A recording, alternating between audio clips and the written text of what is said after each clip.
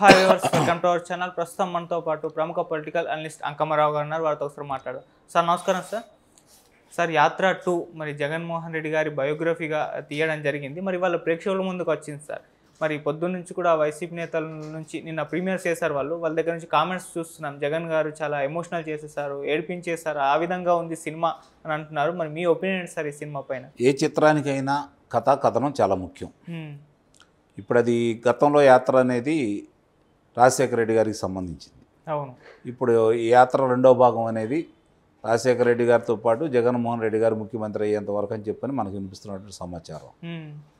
దీంట్లో వాస్తవ సంఘటనలు ప్రస్తుతం ఆయన గురించి అందరికీ తెలుసు కాబట్టి తెలియని కోణాలు ఏమున్నాయి, దాన్ని జనరంజకంగా కనుక చిత్రీకరించగలిగితే నిస్సందేహంగానే ప్రజలు ఆదరిస్తారు, అందుట్లో సందేహమే లేదు. జనానికి తెలియని కోణాలు ఏమేమి తీశారనేది ఇక్కడ ముఖ్యమైన ఉద్దేశం. అట్లాగే ఎన్నికల సందర్భంగా ఆయన గెలిచే సందర్భం కూడా చూపిస్తున్నారు కాబట్టి ఏమేమి జరిగినాయి. ఇప్పుడు ఆయనకి మీరు అన్నట్టు జనపల్లి శ్రీనివాసుడు విమానాశ్రయంలో దాడి సంఘటన కావచ్చు, కోడికత్తి ద్వారా దాడి సంఘటన కావచ్చు, అలాగే మరి వాళ్ళ బాబాయ్ గారు వివేకానంద రెడ్డి గారి హత్యోదంతం కావచ్చు, దాంట్లో వాస్తవాలు ఎంత చెప్పగలిగారు, దాన్ని ప్రజల్ని ఎట్లా వాళ్ళు ఆమోదించే విధంగా చిత్రీకరించగలిగారనే దాని మీద కూడా భావోద్వేగానికి కావడానికి అవకాశం ఉంటుంది. అలాగే కారాగారంలో ఆయన ఉన్నన్ని రోజులు 16 నెలలు ఉన్నారు కదా, మరి ఆ ఉన్నన్ని రోజులు కూడా ఆయన ఎలాంటి ఇబ్బందులు పడ్డాడు, అవన్నీ కళ్ళకు కట్టినట్టు ఏదన్నా చూపించేసి ఆ బాధలు ఏదన్నట్టు చూపిస్తే ప్రజలు అమ్మో నిజమే కదా జగన్మోహన్ రెడ్డి గారు ఇన్ని ఇబ్బందులు పడ్డారు అని చెప్పని చూడారు. అలాగే ఆయన ఓదార్పు యాత్రకు సంబంధించి యాత్రలో ఏమేమి సంఘటనలు జరిగినాయి, ఆయన కలిసివేసిన సంఘటనలు ఏంటి, ఆయన మాట్లాడినది ఏంటి, అవన్నీ కూడా జనరంజకంగా కనుక చిత్రీకరిస్తే ఏదైనా సరే విజయవంతం అవుతాయి. అవును. కానీ పొగడటానికో వేరే విధంగా చిత్రీకరిస్తే మాత్రం కొన్ని అతిశయోక్తులు, అది కూడా చిత్రరంగ పరంగా చూసుకుంటా ఉంటే దానికి అనుగుణంగానే నాటకీయతను కనుక రక్తీకరించగలిగితే జనం ఆమోదిస్తారు. కాబట్టి యాత్ర మొదటి భాగం రాజశేఖర రెడ్డి గారిది విజయవంతమే అయింది, అపూర్వ విజయం సాధించకపోయినా విజయవంతమైంది. ఓకే. మరి ఇప్పుడు అధికారంలో వాళ్ళే ఉన్నారు, మరి ఆయన అధికారంలో ఎలా వచ్చారో చూపిస్తున్నారు కాబట్టి ప్రజలకు తెలియని విషయాలు కనుక దాంట్లో ఉంటే చర్చించుకుంటారు. తెలిసిన విషయాలు ఏదన్నా అంటే ఆయనకు అనుకూలంగా మరిస్తే విమర్శించుకుంటారు. మనకు తెలిసిందే కదా వీళ్ళేంది ఎట్లా తీశారని. కత్తి మీద సామే అలాంటిది ఏదన్నా చేయాలి అంటే మరి దర్శకుడు ఎంతవరకు విజయవంతం అయ్యాడా, దానికి నటీనటులు ఏ విధంగా ప్రాణం పోశారనేది.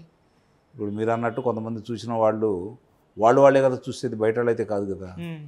వాళ్ళు చూసినప్పుడు ఎవరికైనా బాగానే ఉంటుంది, బయట వాళ్ళు చూసి కదా ఒక నిర్ణయానికి రావాల్సింది. అది ప్రదర్శనశాలలో చూసి అప్పుడు ప్రజల యొక్క అభిప్రాయం ఏంటని తెలుసుకుంటే దాని ప్రకారం మనం మాట్లాడుకోవడానికి అవకాశం.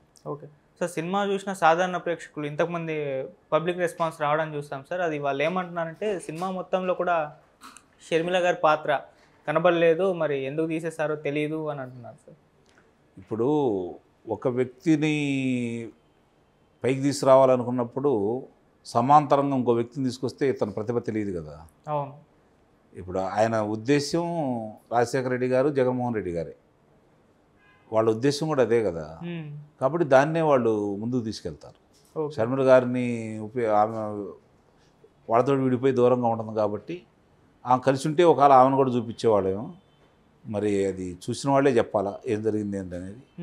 ఎటు బయటికి వెళ్ళి ఇప్పుడు అన్న మీద పోరాటం చేస్తుంది, వేరే పార్టీ పెట్టుకుని తెలంగాణ వచ్చేసి, ఇక ఆమెకు అవసరం లేదు వీళ్ళకి, మళ్ళీ ఎన్నికలు ఎటు ప్రచారం చేయదు కదా, ఆమె అవసరం లేదు కాబట్టి ఆమెని దాంట్లో చూపించుండకపోవచ్చు. Okay sir. సినిమాలో జగన్మోహన్ రెడ్డి గారిని చాలా ఎలివేట్ చేయడం చూస్తున్నాం సార్. డైలాగులు ట్రైలర్లో కూడా మనకు అర్థమైపోతుంది. అంటే ఒక పిల్లిని తీసుకెళ్ళి అడవిలో వదిలేస్తే అది పిల్లే, కానీ పులిని తీసుకెళ్ళి జైల్లో పెట్టినా అది పులిగానే ఉంటుందని చెప్పేసి ఈ విధంగా డైలాగ్స్ చాలా ఉన్నాయి సార్. మరి ఇది రీల్ సినిమాలో మరి రియల్గా ఎలా సార్?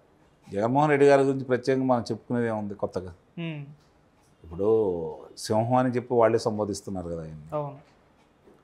చిత్రంలోనే పులి అన్నారు, బయట వాళ్ళ శాసనసభ్యులు కావచ్చు, లోక్సభ సభ్యులు కావచ్చు, వాళ్ళ శ్రేణులు కావచ్చు, అందరూ కూడా సింహంతో పోల్చుకుంటారు కదా. మృగరాజు అంటారు కదా సింహాన్ని, అడవికి రాజు. అవును. కాబట్టి మృగాలందరికీ రాజుగా ఉండే సింహాన్ని తీసుకొచ్చి ఇప్పుడు ఆయన వాళ్ళు పులిని చేశారు కదా, ఎందుకు మార్చారో కూడా చూడాలి మనం. సింహాన్ని తీసుకొచ్చి పులిని చేశారు కదా, అవును. మరి ఎందుకు చేశారో కూడా మనం ఆలోచించాలి. సన్నివేశాలను బట్టి మాటలు కొన్ని చోట్ల మంచిగా రక్తి కట్టిస్తే బాగానే ఉంటుంది. ఆ మాటలు తోటలాగా పెళ్ళి అనుకోండి, ప్రజలకి కూడా బాగానే ఉంటాయి, ఓకే ఆనందిస్తారు. జనరంజకంగా ఉంటే ఇంకా బాగా ఆనందిస్తారు. ఓకే వీళ్ళకి తెలియని కొత్త కొత్త విషయాలు కూడా ఆమోదించే విధంగా కనుక చిత్రీకరణ ఉంటే ఆమోదిస్తారు, అందులో సందేహం ఏముంది. సార్ వ్యూహం సినిమాని ఆపడానికి ప్రయత్నించారు లోకేష్ గారు కానివ్వండి, చాలా అది ఆగిపోయింది కూడా, మూవీ రిలీజ్ అయితే లేదు. మరి యాత్ర 2 మూవీని ఆపడానికి ఎందుకు ప్రయత్నించలేదు? వ్యూహం మూవీ కావాలని వాళ్ళ పాత్రలనే అట్లనే చూపిస్తూ కించపరిచే విధంగా సన్నివేశాలు ఉన్నాయి కాబట్టి చేశారు. ఇది జగన్మోహన్ రెడ్డి గారికి సంబంధించిన విషయం, జగన్మోహన్ రెడ్డి గారి జీవితానికి సంబంధించిన విషయం కాబట్టి దాని జోలికి వీళ్ళు ఎందుకు వెళ్తారు? వాళ్ళని కించపరుస్తూ వాళ్ళ వేషధారణలాగా వాళ్ళని చూపిస్తూ అభ్యంతరకమైన సన్నివేశాలు ఉన్నాయి కాబట్టి దాన్ని అందరూ చూసి, న్యాయస్థానాలు కూడా చూసి నిజంగానే ఇలా అభియోగాలు నిజమని నమ్మితేనే కదా దాన్ని దూరంగా పెట్టింది. దీనికి ఎందుకు పట్టించుకుంటారు? గతంలో యాత్రను పట్టించుకున్నారా? ఇప్పుడు దీన్ని పట్టించుకోవడానికి పట్టించుకోరాళ్ళు. వాళ్ళకి ఇబ్బందికరం, ఎవరికైనా ఇబ్బందికరంగా ఉంటే వాళ్ళు వెళ్తారు అంతే. ఓకే సార్, మీరైతే ఈ సినిమా చూస్తారా సార్? నేను అసలు సినిమాలే ఈ మధ్య తగ్గించేసాను, చూడట్లేదు. ఓకే, నిజంగా గొప్పగా ఉంది, చాలా బాగా తీశారంటే చూస్తాను, చూడకుండా ఎట్లా ఉంటాం? ఏం చెప్పారో చూడాలి కదా.